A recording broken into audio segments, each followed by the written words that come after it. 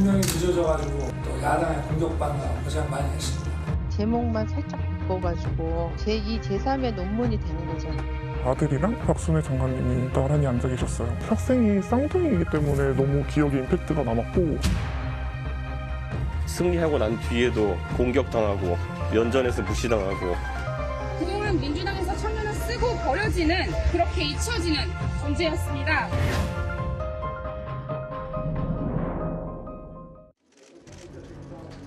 지난 5일 박순애 교육부 장관이 지명 40일 만에 취임했습니다. 윤석열 대통령은 임명장을 건네며 위로와 격려의 말을 전했습니다. 임명이 늦어져가지고 언론에 또 야당의 공격받느라 고생 많이 했습니다. 소신껏 잘하십시오. 윤 대통령은 내각에 남성만 있다는 비판이 일자 지난 5월 말 여성 인사 2명을 장관 후보로 발표합니다.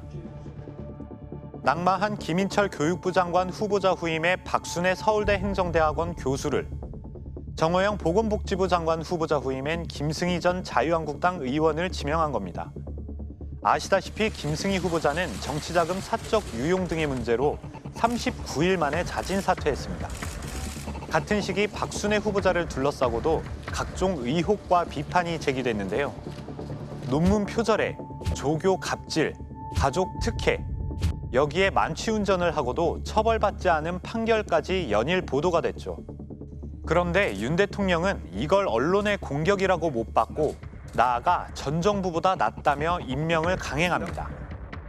우리 정부에서는 그런 점에서는 빈틈없이 사람을 발탁했다고 저는 자부하고 전 정부에 비교할 바는 아니라고 생각합니다.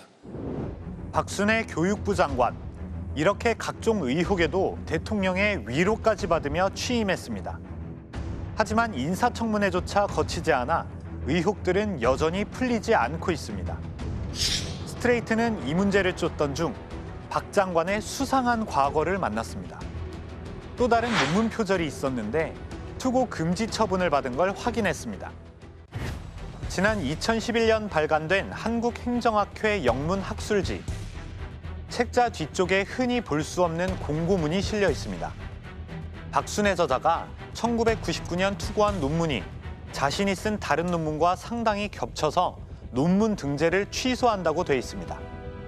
그러면서 2013년 8월까지 2년 동안 논문을 제출하지 말라, 즉 투고 금지 조치가 내려졌다는 내용입니다.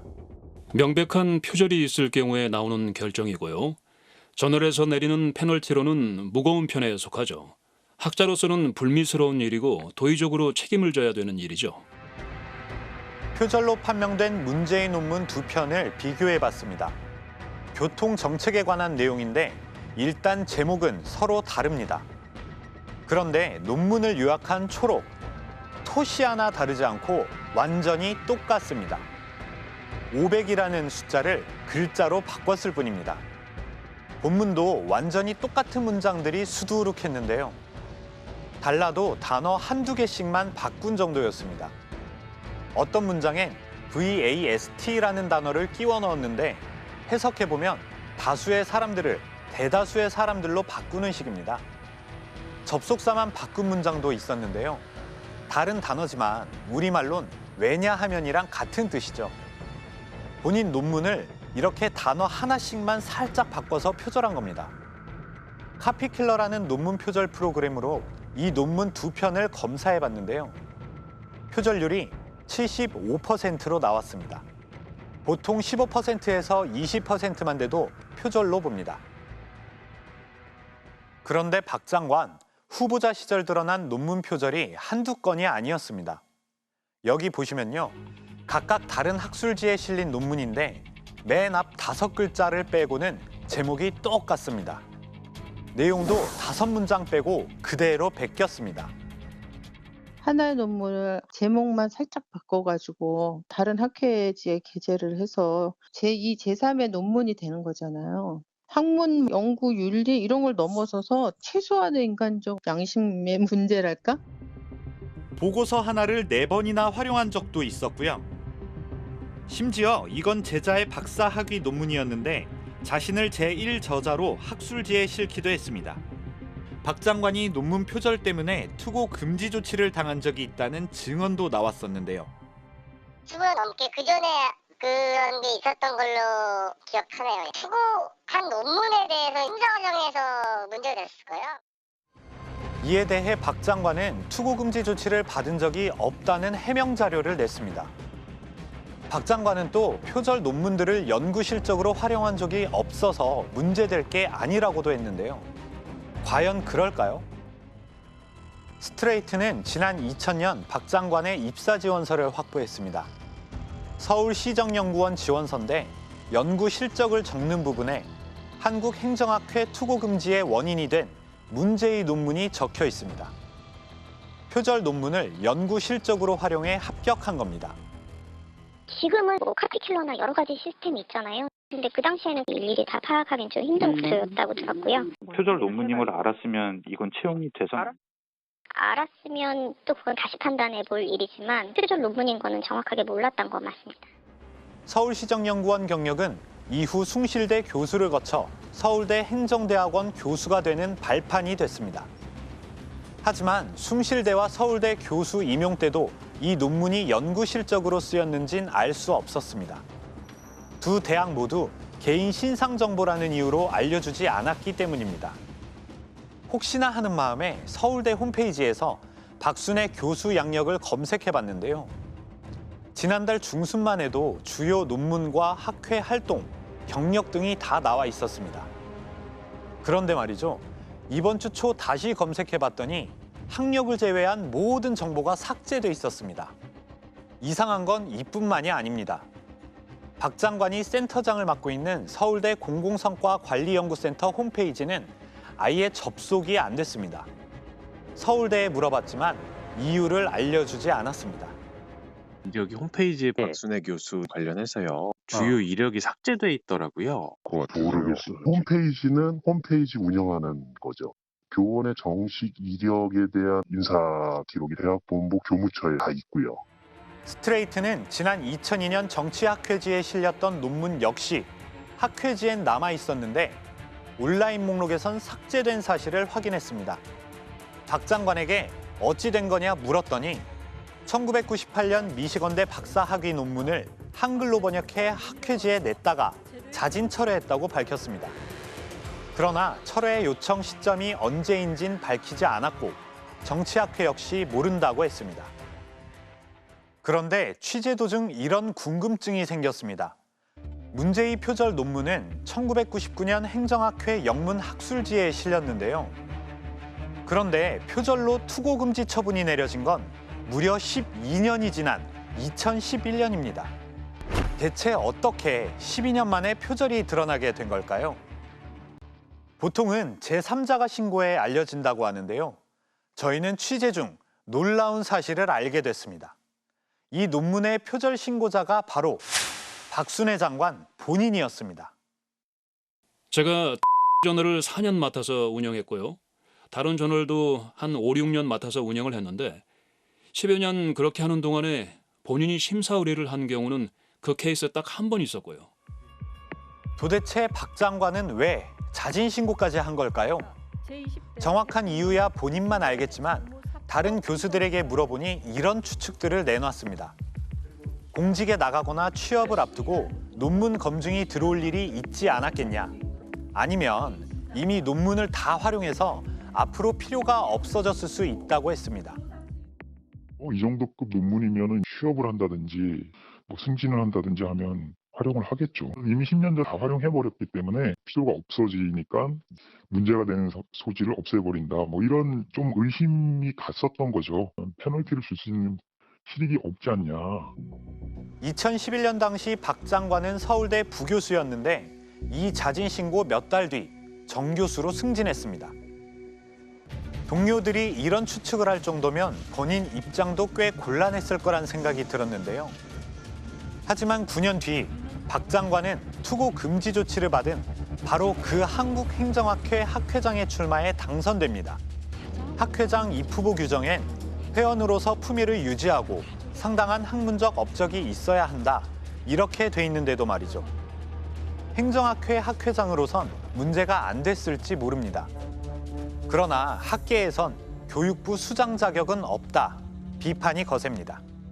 같은 학계에서 연구하는 동료들 눈을 바로 보기 힘들지 않을까. 연구 윤리를 위반하는 건 학자로서 사실 가장 큰 잘못 중에 하나인 거거든요. 교육부 장관으로서의 자격이 있는지 굉장히 회의스럽고 지금이라도 사퇴하시는 게 맞다고 생각합니다. 이런 와중에 스트레이트는 박순애 장관의 아들과 관련된 제보를 받았습니다. 제보자는 이런 인물이 교육부 장관이 되는 건 정말 말이 안 돼 가만히 있을 수가 없었다고 했는데요. 박 장관의 아들 2명이 고등학생 때 입시 컨설팅 학원을 다녔다는 겁니다. 그런데 이 컨설팅 학원, 지난 2019년 불법으로 자기소개서 등을 대필해주고 이른바 스펙을 만들어준다고 스트레이트가 고발해 대대적으로 수사를 받았던 바로 그곳이었습니다. 스트레이트는 당시 이 컨설팅 학원에 300만 원을 주고 이른바 스펙 만들기를 의뢰했는데요. 수행평가용 독서 감상문이 필요하다고 하자 곧바로 전화가 걸려왔고요. 책을 읽어봤나요? 아니요. 네, 저는 책을 안 읽고 쓸 거예요. 나도 안 읽었어요. 몇 시간 뒤 이메일로 이 강사가 쓴 독서 감상문이 도착했습니다. 이 학원은 논문 대필은 물론 발명품이나 스마트폰 앱을 만들어주면서 수상 실적까지 만들어줬는데요. 당시 한 건당 100만 원에서 560만 원을 받았습니다. 기획은 하겠다. 그러면 통화로 하는 경우가 더 많습니다. 어떻게든 저희가 완성시켜드리고 있어요. 그거는 걱정 안 하셔도 돼요. 스트레이트 보도 이후 학원 대표는 경찰에 구속됐고 강사 17명과 대학생, 고등학생 60명은 불구속 입건됐습니다. 그런데 이 보도가 나가기 1년 전 바로 이 학원에 박순애 장관이 나타났습니다. 당시 쌍둥이 아들은 고등학교 3학년이었습니다. 상담 직원은 그날을 생생하게 기억하고 있었습니다. 아들이랑 박순애 장관님이 두 분이 나란히 앉아 계셨어요. 학생이 쌍둥이이기 때문에 너무 기억에 임팩트가 남았고 어머니의 외모도 너무 출중하셨고 그날 박 장관이 의뢰한 건 생활기록부 첨삭 지도였습니다. 생활기록부가 스펙으로 돼서 이제 입학 사정관들이 그걸 가지고 평가를 하는데 충중이 적혀 있으면 영향을 미치는 거죠. 그 생활기록부를 예쁘게 꾸미려고 그렇게 오는 거죠. 정말 다양한 활동들을 하고 많은 걸 배운 학생처럼 서술이 되는 거죠. 당시 실제 컨설팅을 받았던 박 장관 두 아들 중 한 명의 생활기록부 첨삭 내용인데요. 업체는 박 장관 아들이 쓴 거의 모든 문장을 수정해줬습니다. 황우석 사건을 언론이 편파적으로 방송했다고 쓴 내용은 생명공학에 대한 관심뿐만 아니라 언론의 역할도 함께 생각하는 융합적인 사고가 가능한 학생, 이렇게 고쳐줬습니다. 유전 법칙을 배웠고 DNA 염기 서열을 조사했다는 내용은 멘델의 유전 법칙을 이해하고 사람의 형질을 가계도를 토대로 설명하는 등 지식을 정리하여 전달하는 능력이 탁월함이라고 수정했습니다. 학교 교사가 학생을 이렇게 평가한 것처럼 수정해 준 겁니다. 생활기록부만 컨설팅을 하면은 이제 60만 원 정도였고 이제 종합적으로 관리를 받기 위해서는 6개월에 300만 원. 그 학생들은 이제 쌍둥이이기 때문에 비용이 2배로 들었겠죠. 학생을 데리러 오면서 현금 영수증을 직접 발급받을 겸 같이 오신 것 같았어요. 이듬해 쌍둥이 아들 가운데 한 명은 학생부 종합전형으로 고려대에 입학했습니다. 앞서 보신 생활기록부의 당사자는 재수를 해서 지방의대에 정시로 합격했습니다. 이들이 실제 대작이나 대필 컨설팅을 받아 생활기록부를 작성했는지 수사를 하지 않고는 알 길이 없습니다. 그렇다고 해서 교육부 장관이 불법 컨설팅 업체를 찾은 학부모였다는 사실, 이 자체는 비판을 피하기 어렵습니다. 교육부 장관이라면은 이런 불법 행위를 예방하고 또 이런 행위가 밝혀질 경우에는 엄단할 책임이 있는 자리거든요. 그런데 불법 행위들이 발견된 입시 컨설팅 기관에서 고액을 지급하고 이런 컨설팅을 받았다는 거는 좀 도덕적으로도 좀 문제가 있을 수 있습니다. 이 밖에도 박 장관의 조교 갑질에 대한 제보들도 있었는데요. 관련자들에게 연락을 했지만 아무도 답변하지 않았습니다. 이들 대부분이 이미 학계에 있거나 공무원이어서 부총리급인 박 장관의 눈치를 볼 수밖에 없었겠죠. 당시에 박순애 교수 조교도 같은 사무실 썼죠. 제가 지금까지 본 교수 중에 그 인성으로는 진짜 월스트 탑3 안에 조교 갑질 폭언이 100% 나온다. 근데 안 나오더라고요. 그래서 뭐 아무도 뭐 얘기를 안 하나 보긴 하는데 뭐. 이런 문제들에 질의서를 보냈지만 답은 오지 않았습니다. 스트레이트는 국회 세미나에서 환영사를 마치고 나오는 박 장관을 어렵게 만났습니다. 먼저 연구 실적으로 쓴 논문이 표절로 드러나 투고 금지 처분을 받은 사실에 대해 수차례 물었지만 즉답을 피했습니다. 투고 금지 처분 받은 적 없다고 하셨는데 이게 사실과 다른 해명이 아닙니까? 장관님 네. 불법 입시 컨설팅 학원을 이용한 데에 대해선 모르는 일이라고 했습니다. 자녀분 대학 입시 관련해서 그 학원에서 입시 컨설팅 받으신 것도 저희가 확인을 했는데 혹시 여기에 대해서는 특별히 하신 제가 말씀? 알지 못합니다. 교육부 관계자는 장관이 직접 질의서를 검토하고 있고 문제의 논문이 등재된 학회에도 확인 중인데 왜 찾아왔냐며 불쾌해했는데요. 그런데 박 장관의 말은 또 달랐습니다. 그냥 거기서도 그런 데 답변이 없으셔서 아직 제가 못 받았습니다. 보고 말씀드리겠습니다. 교육부 수장이 될 자격이 없다. 여러 문제 중에서도 만취운전 전력이 가장 시끄러웠는데요. 당시 판결문을 보면요. 박 장관은 지난 2001년 12월 17일 밤 서울 중구의 도로에서 혈중 알코올 농도 0.251% 상태로 운전하다 적발됐습니다. 당시 면허 취소 기준보다 2.5배 높은 수치였는데 보시다시피 다음 해인 2002년 법원은 선고유예 판결을 내렸습니다. 교통사고 전문 변호사도 만취운전자에게 선고유예가 나온 건 본 적이 없다고 말합니다. 선고해줬다는 말 그 자체가 봐줬다는 말이거든요. 그러면 봐줄 만한 사정이 뭐냐 이거를 해명을 해야 되는 거예요. 음주운전해가지고 10년 이상을 했었는데 선고유예 받으신 우리 의뢰인도 없고 우리 의뢰인의 상대방도 없었습니다. 이 판결에 대해 박 장관은 이렇게 말했습니다.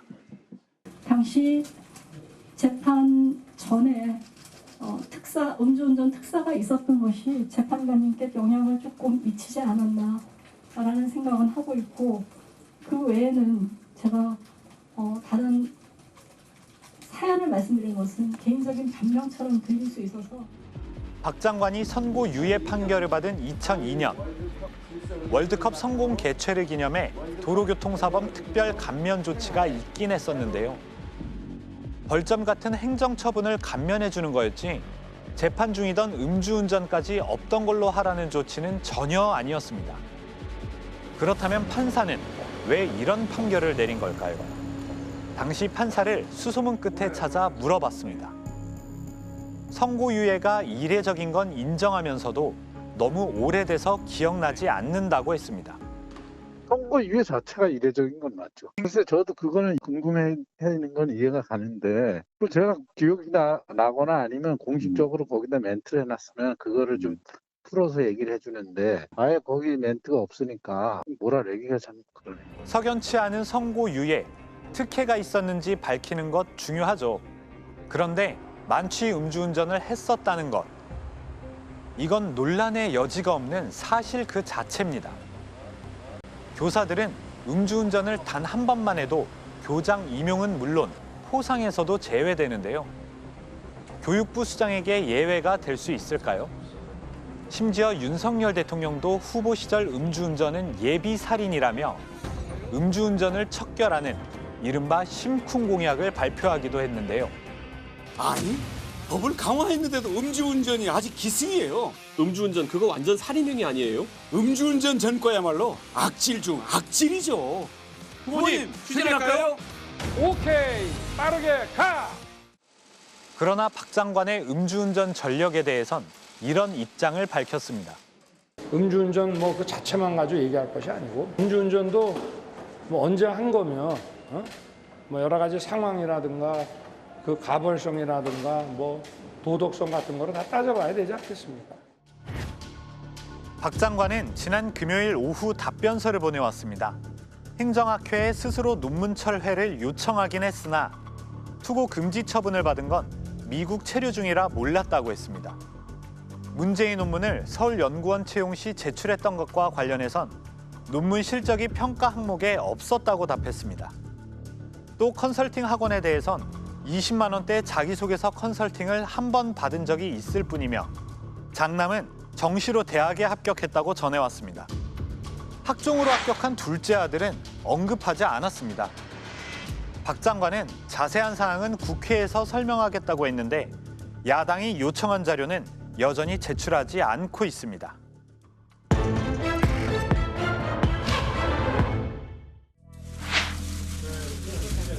여기 참여한다고 했을 때 트위터 아르바이트 하는 거냐고 물어봤습니다.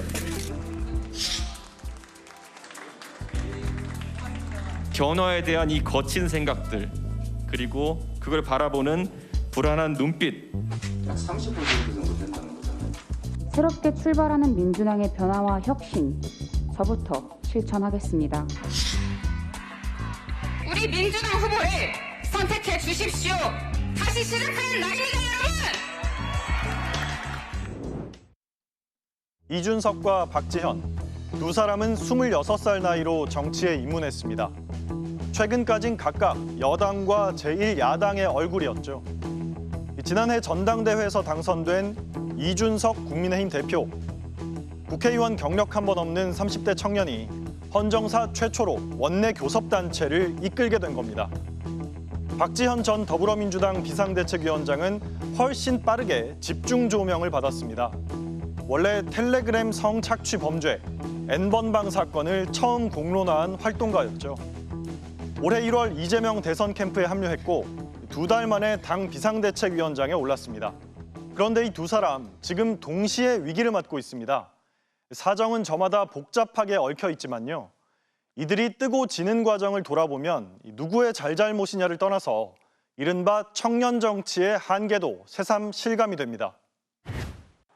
지난 3월 대선은 20대 남녀 간의 대리전이기도 했습니다. 국민의힘 이준석 대표는 여성가족부 폐지 공약을 앞세웠고요.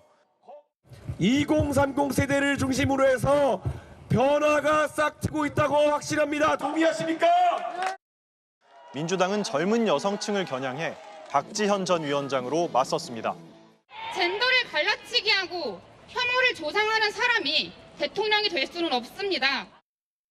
이른바 이대남과 이대녀의 표심은 실제로 완전히 엇갈렸습니다. 성별 차이가 크지 않은 다른 세대들과 뚜렷하게 다릅니다. 이처럼 전국 단위 선거에서 20대 유권자들이 적극적인 의사표현에 나선 건 이례적인데요. 이준석, 박지현 두 젊은 정치인이 선거전을 이끌었던 영향도 적지 않았습니다. 하지만 지난달 지방선거가 끝나자마자 이들은 공교롭게 동시에 위기를 맞습니다. 이 대표는 성접대와 증거인멸을 시켰다는 의혹 등으로 당원권 정지 징계를 받았고요. 박 전 위원장은 잇단 선거 패배에 책임을 지고 사퇴한 건데요. 여러 해석이 분분한 가운데 사냥이 끝나니 사냥개를 삶아먹었다, 이런 말도 나옵니다. 선거 때 이용하고 버렸다는 뜻이죠. 선거철이나 그럴 때만 이제 어느 정도 저희한테 괜찮은 듯한 얘기가 오가다가도 이제 흐지부지 된다던가 실행이 되더라도 그게 그렇게 저희가 원하는 정도의 수준까지 가지 않는다든지. 모처럼 전면에 나섰던 젊은 정치인들의 위기, 자칫 청년 유권자들의 실망으로 이어질 수 있겠죠. 저만 하더라도 취업 안정화 문제라든지 부담을 느끼고 있는 친구들이 굉장히 많은데 뾰족한 수가 항상 나오지 않고 있잖아요. 투표에 큰 의미가 없구나. 이준석, 박지현 두 사람은 분명 청년 정치인입니다. 하지만 이들이 처한 곤경을 청년 정치의 위기로만 볼 수 있냐? 그렇지 않다는 목소리도 높습니다. 청년 정치인들에 대한 공격이 청년 정치 전체에 대한 위기가 될 수는 없다고 생각을 해요. 표를 받기 위한 행위 이상의 것을 하지 않았다는 점에서 정치권의 죄가 크다고 생각합니다. 어느 날 갑자기 깜짝 발탁된 이른바 픽업 정치인의 한계란 겁니다. 사실 이준석 대표처럼 어떤 박근혜 대통령의 픽을 받아서 10년 동안 방송을 뛰거나 아니면 박지현 전 비대위원장처럼 유력 대선 주자에 의해서 다시 픽돼서 제도권 그 내로 들어오는 청년이 권력을 쥐었을 때의 어떤 반발작용이라는 것도 분명히 있겠죠. 우리 정치사에서 손꼽히는 청년 정치인의 원조, 영원한 동지이자 맞수였던 YS와 DJ입니다. 37살의 국회의원이 된 김대중 전 대통령은 40대에 이미 대선에 출마했죠. 당시로선 구체적이면서도 파격적인 개혁 과제를 제시해 큰 주목을 받았습니다. 사치와 낭비한 사람들, 엄청난 보유세와 특별행세를 받는 일대 조세혁명을 단행하겠다는 것을 여러분에게 공약한 것입니다. 김영삼 전 대통령은 1953년 국회의원에 당선됐고요. 26살, 역대 최연소였습니다. 이후 37살에 야당 원내총무, 지금으로 치면 원내대표가 됐고요. 이른바 초산 테러를 당하면서도 독재에 맞선 저항 의지를 굽히지 않았습니다. 목숨이 그늘을 한 다른 길 정리를 떠나니 진리를 위하는 길, 자유를 위하는 길 따오릅니다. 당시엔 YS와 DJ 말고도 비교적 청년 정치인이 많았습니다. 저희가 중앙선거관리위원회 자료를 분석해봤는데요. 1963년 6대 국회의 20, 30대 의원 비율은 20%를 넘었습니다. 그런데 오히려 민주화 이후 청년 정치인 비중이 급속히 줄어서 국회의원 평균 연령은 높아졌습니다. 물론 기대 수명 증가와 출산율 하락 등 인구 구조가 바뀐 영향도 있지만요. 그런 변화보다도 훨씬 속도가 빨랐습니다. 현재 21대 국회에서 40살 이하 청년 의원 비중은 고작 4%입니다. 20, 30대 유권자가 30% 정도인 걸 감안하면 더욱 초라해 보이죠.